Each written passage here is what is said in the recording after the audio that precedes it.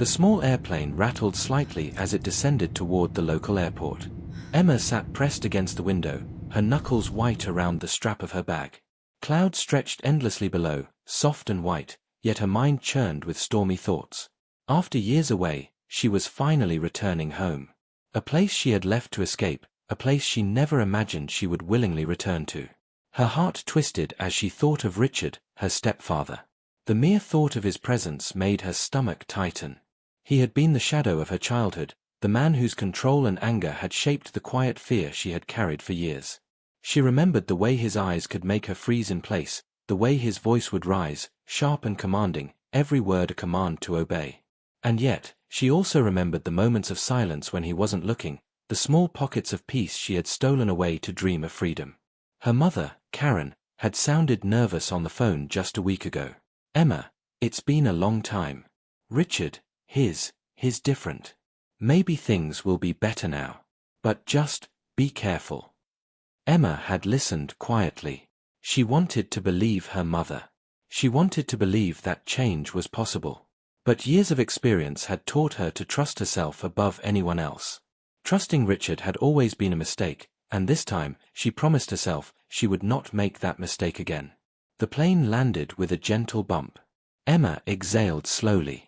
She collected her bag and walked down the jetway. The terminal was small, the cold winter air biting at her face. Her mother waited near the doors, a hesitant smile on her lips. But Emma's gaze immediately fell on the shadow behind Karen, Richard. He was exactly as she remembered, broad-shouldered, tall, the lines of his face hard and sharp. His eyes scanned her, measuring her, judging her. "Welcome home," he said smoothly, his voice polite on the surface, but laced with that familiar, underlying menace. Emma forced a small smile. "Thanks." The twitch in his lips, the narrowing of his eyes, she recognized them instantly. That twitch always meant danger. That twitch always meant anger simmering beneath the surface, ready to strike. The drive home was tense, filled with the uncomfortable hum of the car's heater and the occasional click of the turn signal. Karen tried to make small talk, asking about Emma's trip, the city, the life she had built abroad. But Richard interrupted constantly, criticizing every detail, the way Emma held her bag, the tone of her voice, the speed at which she walked. Every word was a reminder. This house, this family, this man, they had been designed to control her. Emma stayed silent. "I'm fine," she said softly. "The trip was good." Richard snorted, his eyes flicking to her. "Fine isn't enough. You always think fine is enough. You need to learn respect." The words hit her stomach like a punch. Respect, he called it. But she knew exactly what he meant. Fear. Obedience. Submission. The house loomed ahead, snow piled high against the driveway. Footprints marked the path from the car to the door, crisp and freshly pressed. Emma's breath formed little clouds in the cold air as she followed her mother inside. The familiar space now felt strange, narrower, heavier, like the walls themselves had memories of past arguments, past violence, past fear. Richard's smile disappeared as soon as they stepped inside. Without warning, he reached for Emma's arm, his grip hard and controlling. "Sit down," he barked. Emma tried to pull free. "Richard." His hand landed sharply across her cheek. Pain exploded, hot and immediate. She staggered back, shock freezing her for a moment. But then, anger flared hotter than the pain. Karen gasped. "Richard, stop." "Stay out of this," Richard said, voice low and threatening. Emma stumbled to the sofa, rubbing her cheek. She didn't cry. Tears were weakness, and she had learned long ago that weakness gave him power. Silence, observation, patience, those were her weapons. Richard began pacing, shouting, listing imagined flaws and past mistakes. Emma listened carefully. She studied him, memorized every movement, every twitch, every word. She remembered the exact moment years ago when she had first learned fear.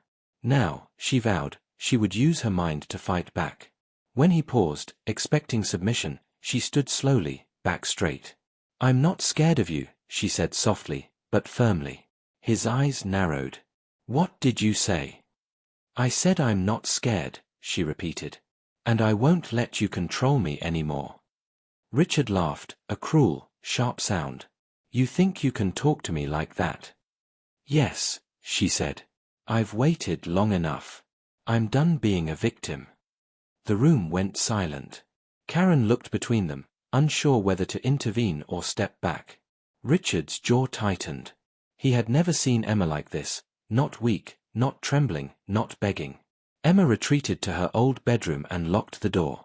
She ran her fingers across the familiar surfaces, the posters on the walls, her childhood desk, the window framing the snowy backyard. It was her sanctuary, a place where fear had once been tempered with quiet dreams of escape. She pulled out her phone and texted a trusted friend, "I'm home. It's worse than I remembered. Can you check on me? Please?" Within minutes, a message came back, "I'm here. Stay safe. Keep me updated." Emma felt a flicker of hope. Not freedom yet, but she wasn't alone anymore. The day dragged on. Richard prowled the house, giving orders, making demands, intimidating everyone. But Emma observed carefully. Each small action, each raised voice, each shift of his eyes was a piece of information she could use. She noted patterns, when he was angriest, when he was distracted, when he was careless. That afternoon, she ventured into the kitchen. Richard followed her, looming over her shoulder as she poured a cup of coffee. "You're wasting time," he snapped. "Do it faster." "Yes, sir," she said softly, pretending obedience. But inside, she was smiling. She had anticipated this moment. She had rehearsed it in her mind 1,000 times. By evening, Emma began experimenting with small, subtle acts of resistance. She moved items slightly out of place when he wasn't looking, checked locks he assumed she never touched, and even considered how she might document his behavior, video, audio, anything that could help her in the future. As night fell, Richard finally went to bed. Emma stayed awake, listening to the house, the creaks of the floorboards, the groans of the cold walls. Every sound heightened her senses, sharpened her mind. She remembered every past strike, every insult, every moment of fear, and felt anger like a fire burning in her chest. She imagined a plan, slow, careful, calculated. Observation first. Evidence second. Control third. And when the time came, she would strike, not with brute force, but with intelligence, cunning, and courage. Finally, she drifted into a light sleep, but even in dreams, she rehearsed scenarios, escape routes, ways to confront Richard, ways to protect herself and her mother. For the first time in years, fear did not control her. Instead, determination did. Outside, the storm raged, snow piling high against the windows. Inside, Emma's mind was a storm of its own, strategy, patience, and the first spark of revenge. Tomorrow, she would take her first real step. And she knew deep inside, once she began, there would be no turning back. The snow fell silently, covering the world outside, but inside, a quiet rebellion had begun. The morning sun barely broke through the heavy grey clouds, casting pale light across the snowy backyard. Emma awoke slowly, every muscle still aching from yesterday's confrontation with Richard. Her cheek throbbed, but she ignored it. Pain was temporary. Fear, she realized, was optional. She had survived worse, and now she was awake with a plan forming in her mind. She dressed quietly, pulling on thick socks and a sweater that had once been her favorite. Her steps were measured, cautious. Richard was likely still in the living room, pacing or watching TV, pretending to be unaware of her presence. But she knew better. She could hear the subtle creaks of his shoes, the muffled sounds of his coffee mug against the counter. Every sound told her something, his mood, his attention, his weakness. Breakfast was tense. Karen moved silently, avoiding confrontation as usual. Emma sat at the table, spooning cereal without meeting Richard's eyes. But every action was deliberate, her hand placement, her posture, even the tilt of her head. Observation, she reminded herself. Control came from knowledge. Richard finally spoke, his voice sharp, "Emma, help me with the snowblower. It's cold, and I don't want to do it alone." "Yes, sir," Emma said quietly, rising. But inside, she smiled. She had anticipated this request. She knew the paths through the yard, the controls of the blower, and the weak spot in its ignition. A small disruption, nothing dangerous, would frustrate him and give her a tiny victory, a proof that she could bend the situation to her favor without getting caught. Outside, the snow was deep and crisp. Every footstep made a small crunch, echoing across the yard. Emma followed Richard's instructions while subtly moving the cord slightly out of alignment. He would blame himself, fuming and confused, and she would remain in control silently. Sure enough, Richard's voice rose a few minutes later. "Why isn't it working? I did everything right." Emma stepped back, appearing concerned. "Maybe it's the cord, sir. Let me check." He glared at her but stepped aside. The small victory was hers. Her pulse raced with exhilaration. For the first time in years, she felt like she could manipulate the situation without him suspecting. After the snowblower incident, Emma retreated to the safety of her room. She reviewed her mental notes, patterns, weaknesses, habits. Richard's pride was enormous, but fragile. His anger was predictable. His paranoia could be exploited. By midday, she had made another discovery. While moving through the kitchen, she overheard him speaking on the phone, bragging to a neighbor about his control over the household, mentioning Emma's return. His words were careless, arrogant. Emma smiled. This arrogance would be her ally. She began drafting a small plan of action. Step 1. Observe. Step 2. Gather evidence. Step 3. Test small disruptions. Step 4. Escalate when ready. Each step required patience. Each step required silence. Emma's phone buzzed. It was her friend checking in. "How are things? Are you safe?" "Safe for now. But I've started observing." "I have a plan," she typed back. "Good. Keep me updated." "Don't let him know you're thinking," came the reply.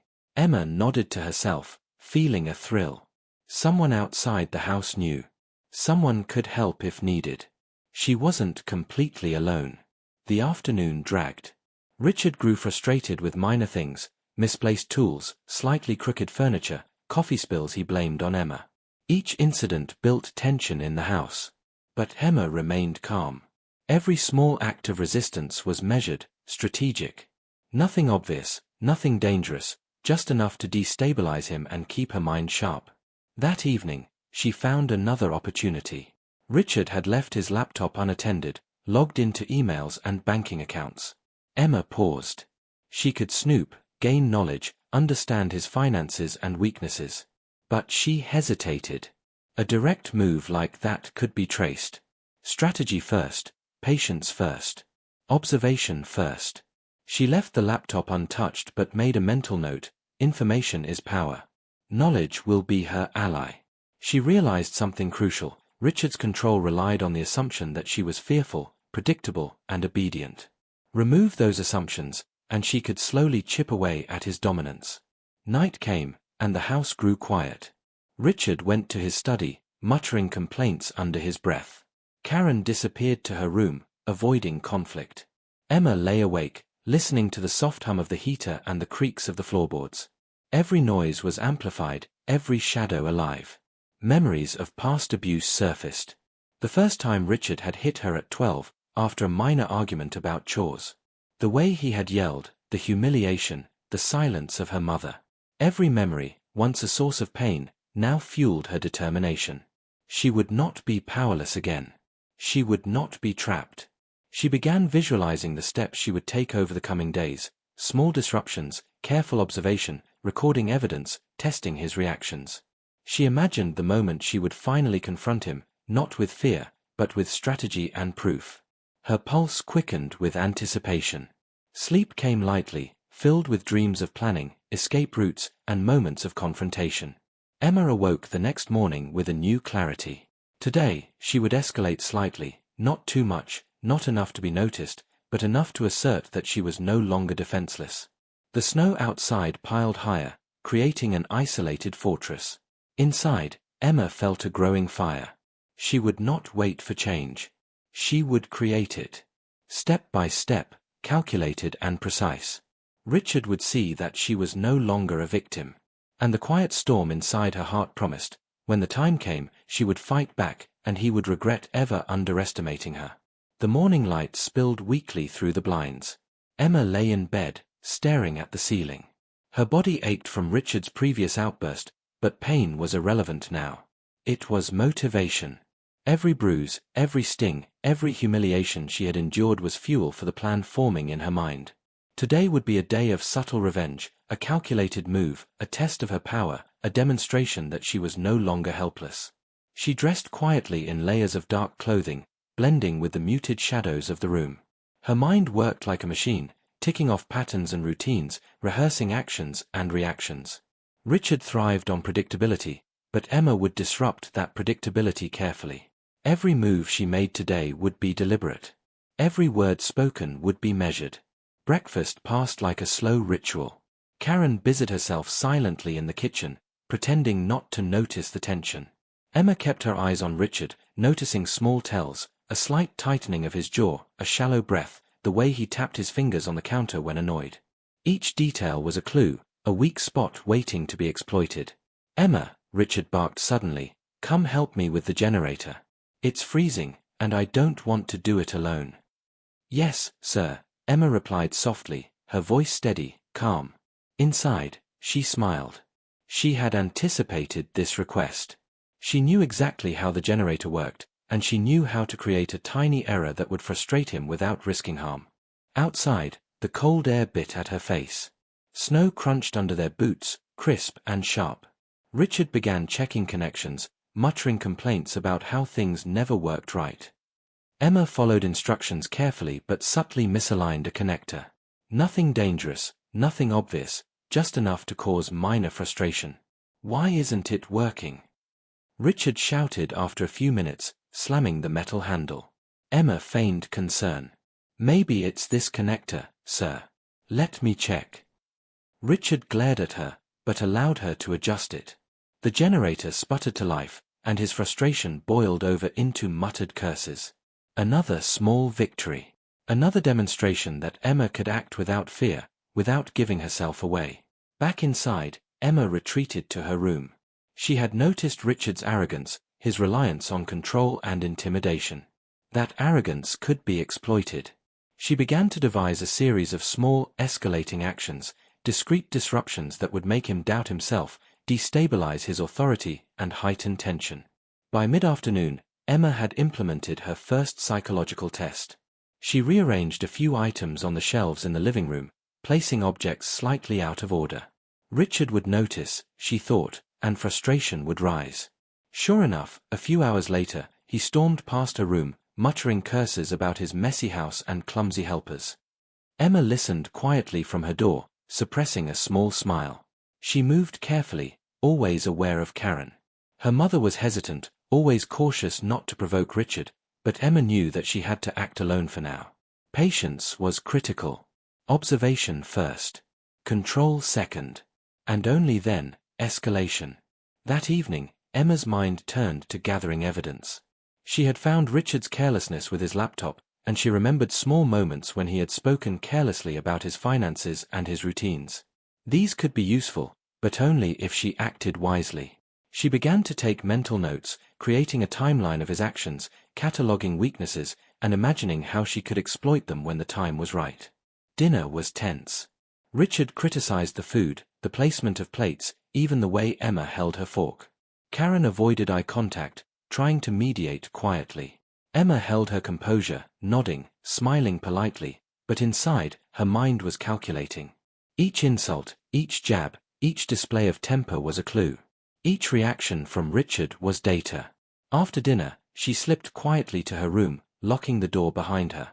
She began her next subtle move, gathering evidence. A small camera hidden in the corner could record Richard's interactions, his threats, his volatile temper.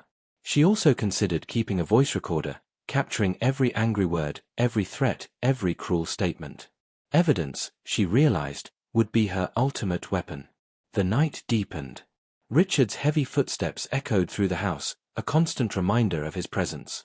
Emma lay awake, listening to the sounds of the creaking floorboards, the shifting shadows, the whisper of snow against the windows. Every sound heightened her awareness, sharpened her mind. Memories of past abuse surfaced, sharp, vivid, burning with anger. The first time he had struck her at 12, the countless humiliations, the quiet fear in her mother's eyes. Once, these memories had been her cage. Now, they fueled her fire. She was no longer the same girl who had trembled at every shout. She was awake, alert, and plotting. Hours passed. Emma rehearsed scenarios in her mind. Every possible reaction from Richard. Every path to safety. Every way to assert control without direct confrontation. She visualized the moment when she would finally expose his cruelty, gather proof, and reclaim her life. Her pulse quickened with anticipation. As the clock neared midnight, she glanced out the window. The snow had piled even higher, isolating the house. But isolation was now her ally.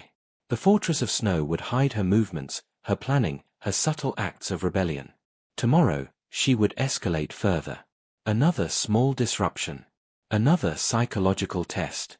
Another step toward reclaiming control. And somewhere deep inside, a thought lingered, steady and unshakable. When the time came, she would not only survive, she would fight back. The house was quiet, the only sound the soft wind rattling against the windows. Snow had fallen overnight, covering every step, every path outside. It felt like the world had disappeared, leaving only the house and its tense inhabitants. Emma awoke early, her cheek still tender from Richard's earlier strike, but her mind was sharp, alive, and focused. Today, she would escalate her subtle acts of rebellion. Observation had given her knowledge, minor disruptions had given her confidence, but it was time to push slightly further. She dressed carefully in dark, quiet clothing, ensuring no noise would alert Richard. Her bag contained a few small items, a notebook, a phone fully charged, and a small hidden recorder. Evidence would be key. Breakfast passed in strained silence. Richard hovered, his gaze sharp, constantly looking for signs of disobedience. Karen moved quietly, serving food but saying little. Emma, calm on the surface, absorbed every movement, every tone of voice. She noted Richard's posture, his mood, and the subtle tension that crept into his voice when he felt something was off. "Emma," Richard said abruptly, "help me clear the garage. I don't want to do it alone." "Yes, sir," Emma replied softly, following him. But this time, she had a new plan. Outside, the snow crunched under their boots. The garage smelled of oil and cold metal. Richard began sorting tools while muttering complaints about how messy the garage had become. Emma observed silently, every twitch of his face, every gesture of his hands. She had spent the previous day memorizing the layout, noting weak spots and minor hazards that would allow her to disrupt him without danger. She began moving tools slightly out of order.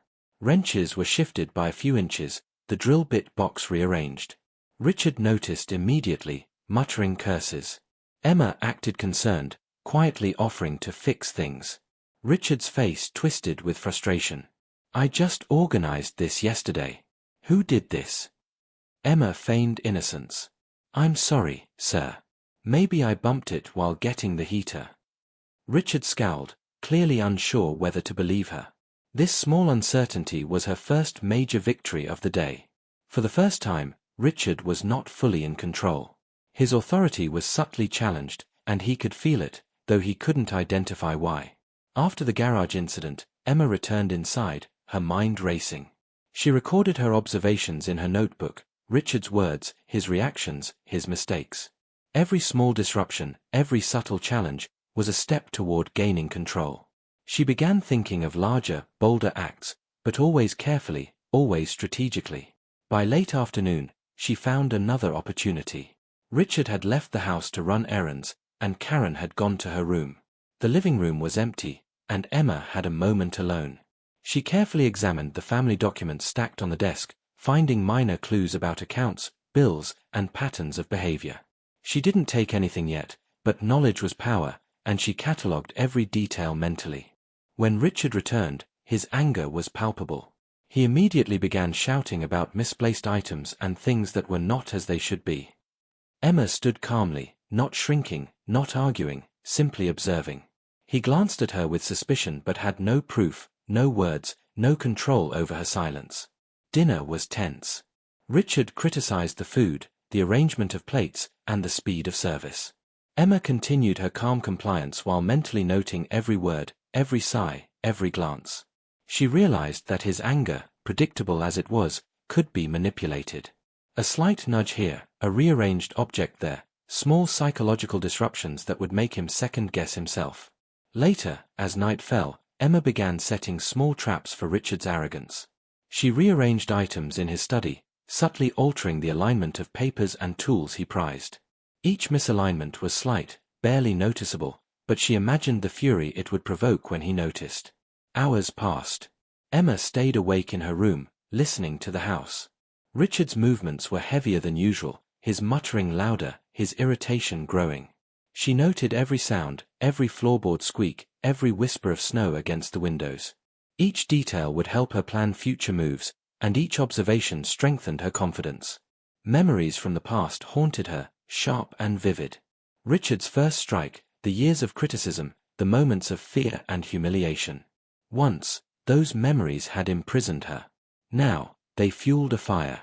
Every memory became motivation for action, every scar a badge of survival.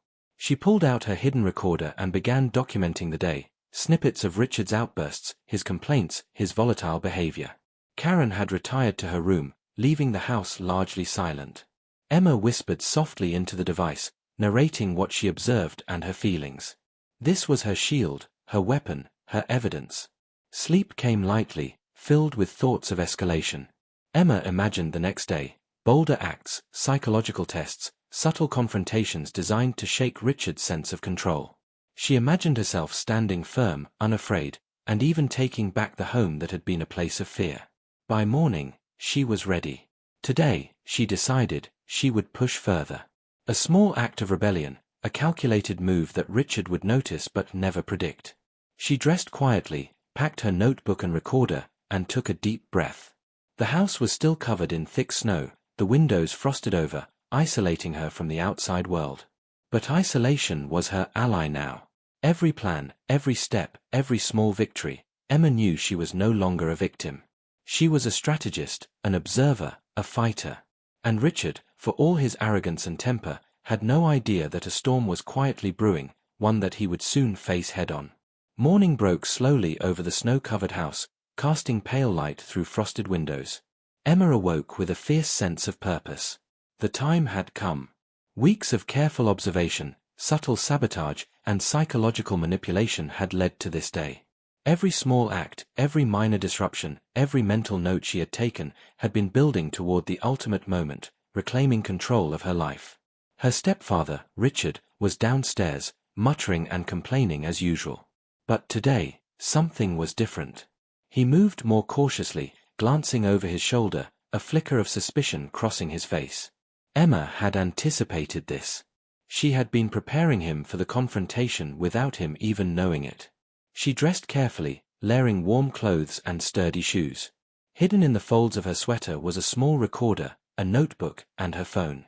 Every tool she had used to gather evidence was ready. Every strategic move had been rehearsed. At breakfast, Richard's eyes darted nervously around the kitchen. He noticed small changes, items slightly moved, papers subtly shifted, but he couldn't pinpoint what was happening. Emma sat calmly, her expression neutral. Inside, a smile hovered. He was off balance, his control weakened. That small psychological victory thrilled her. "Emma," Richard barked, "I need you to help me clear the driveway. It's still snowed in, and I don't want to do it alone." "Yes, sir," Emma replied softly. But today, her obedience was a trap. She led him outside carefully, knowing the snow and the hidden shifts she had made in the driveway would create minor obstacles to test his temper. As Richard began shoveling, muttering about how messy the snow was, Emma observed silently. Every movement, every sharp breath, every tightening of his jaw was noted in her mind. And when he shouted at a branch she had moved slightly to block part of the path, Emma feigned confusion. "I'm sorry, sir. Did I do something wrong?" she asked innocently. Richard froze, the frustration evident in his face. He scanned the path and muttered, "This snow, something's not right." Inside, Emma's mother, Karen, watched quietly from the window.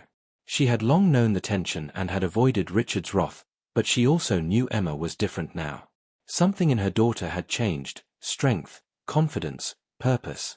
By afternoon, Emma returned inside with a plan for the next phase, gathering irrefutable evidence. She set up her recorder strategically in the living room, where Richard often vented his anger. She adjusted the camera discreetly to capture everything: threats, insults, signs of abuse. Richard entered the room soon after, pacing, muttering, clearly unsettled by the subtle chaos Emma had orchestrated. He slammed a book onto the coffee table. "Who's messing with my house?" he demanded. Emma stood calmly. "I don't know, sir. Everything looks normal to me." The disbelief in his eyes was immediate. Emma's silence, her composure, was like a mirror reflecting his own lack of control. The shift was palpable. The power dynamic had begun to change. By evening, the final pieces were in place. Emma had the recordings, the documentation, and her mother's quiet support. Karen finally approached, her voice soft but firm. "Emma, if you're ready, I think it's time." Emma nodded. The moment of confrontation had arrived. She would no longer hide, no longer obey, no longer tolerate abuse. Richard had underestimated her, assumed fear would control her. But fear no longer had a place in her heart. She triggered the recording, positioned herself where she could face him safely, and waited. Richard, oblivious to the trap, began pacing, muttering, growing angrier by the second. Emma's calm gaze met his. "You've been controlling this house for too long," she said clearly. "It ends today." Richard froze, a flicker of anger and disbelief crossing his face. What are you saying?" Emma held up the recorder. "Everything you've said, every threat, every insult, recorded. The evidence is here. And I'm done being afraid of you." Richard's face turned red with rage. "You can't. This is my house." "You're—" Emma interrupted. "This is my life. And you've forgotten one thing, you never controlled me. You never did." The confrontation escalated. Richard lunged, but Emma was prepared. The snow outside, the locked doors, her knowledge of his patterns, all worked to her advantage. She stayed calm, directing him back, keeping evidence intact, keeping control. Karen entered at the right moment, supporting Emma silently, her presence strengthening her daughter. Richard was now disoriented, frustrated, powerless against the combined confidence and planning of the women he had long tried to dominate. Finally, Richard's fury turned into confusion and fear. The house that had been his domain was no longer his. Emma's strategic moves, patience, and courage had dismantled the authority he had wielded for years. By nightfall, the battle was won, not with violence, but with intelligence, courage, and careful planning. Emma had reclaimed her home, her life, and her sense of self. She stood by the window, looking at the snow-covered world outside. The storm had passed, leaving silence, clarity, and peace. Richard's shadow had been diminished, not destroyed completely, but controlled. Emma had learned that strength was not always physical, it was strategic, patient, and resolute.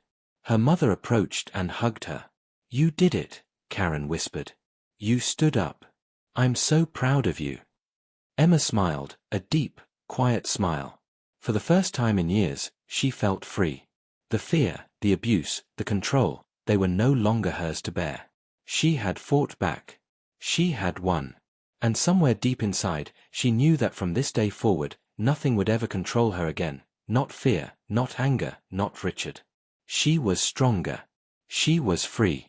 And she had taken back everything that had been stolen from her. The snow continued to fall quietly outside, blanketing the world in calm, as if nature itself was giving her victory its blessing. Emma looked out, taking a deep breath, savoring the first moments of her reclaimed life.